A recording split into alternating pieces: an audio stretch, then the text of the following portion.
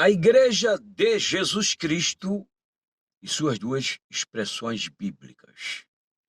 Existe a Igreja numa perspectiva universal, invisível, corpo espiritual de Cristo, que tem ele como a cabeça e salvador do corpo, de acordo com Colossenses 1,18, e existe também a Igreja numa perspectiva local, visível, instituição religiosa. Existem algumas pessoas que são de opinião que a igreja é o indivíduo, e trata-se de um equívoco, uma vez que o termo igreja, do grego eclésia, trata-se de um termo plural. Igreja é comunidade de santos, é assembleia de povo, tirados para fora, é uma comunidade reunida, é um grupo de pessoas.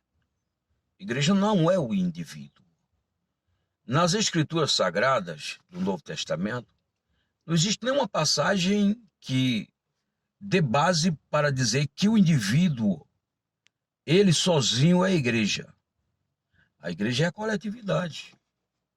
Aí quando as pessoas alegam que não tem necessidade de congregar, elas ignoram essas duas expressões para a igreja de Jesus Cristo, numa perspectiva universal, invisível, corpo espiritual de Cristo, e numa perspectiva local, visível, instituição religiosa.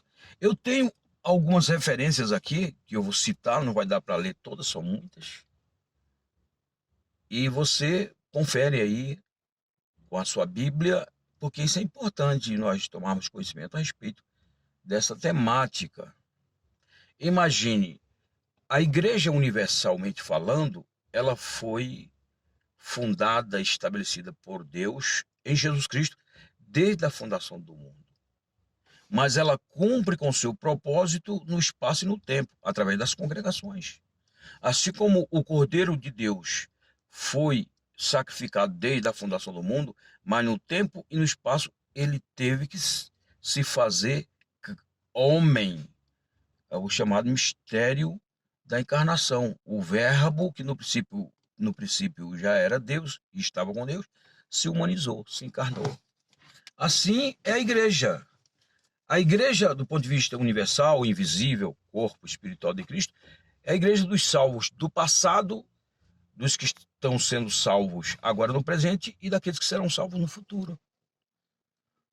Mas, eu repito, a igreja, do ponto de vista universal, que foi estabelecida por Deus em Cristo desde a fundação do mundo, só cumpre o seu plano, o seu propósito para o qual ela foi estabelecida lá atrás, através das igrejas locais, no tempo e no espaço.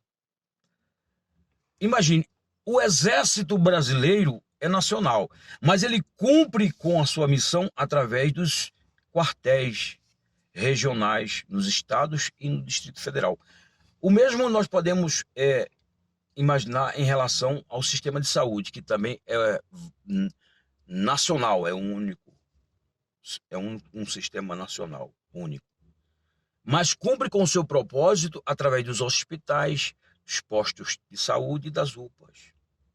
Assim, a igreja é universal, é invisível e é um corpo espiritual místico de Cristo, mas cumpre o seu papel através das congregações locais, das instituições religiosas.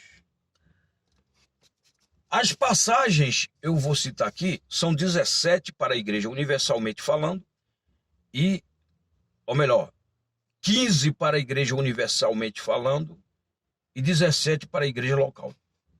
Igreja universal invisível, corpo espiritual de Cristo. Colossenses 1:18, Efésios 5:23, Efésios 1, 22 e 23, Efésios 2, 21 e 22, 1 aos Coríntios 6, 19 e 20, 1 aos Coríntios 3, 17 e 18, 1 aos Coríntios 12, 27, 2 aos Coríntios 6, 16, Atos 20, 28, Hebreus 12, 23 e Mateus 16, 18, onde disse Jesus: as portas do inferno não prevalecerão contra a minha igreja. A expressão número 2, a igreja local visível, organização religiosa. As referências são, a maioria está em Atos dos Apóstolos.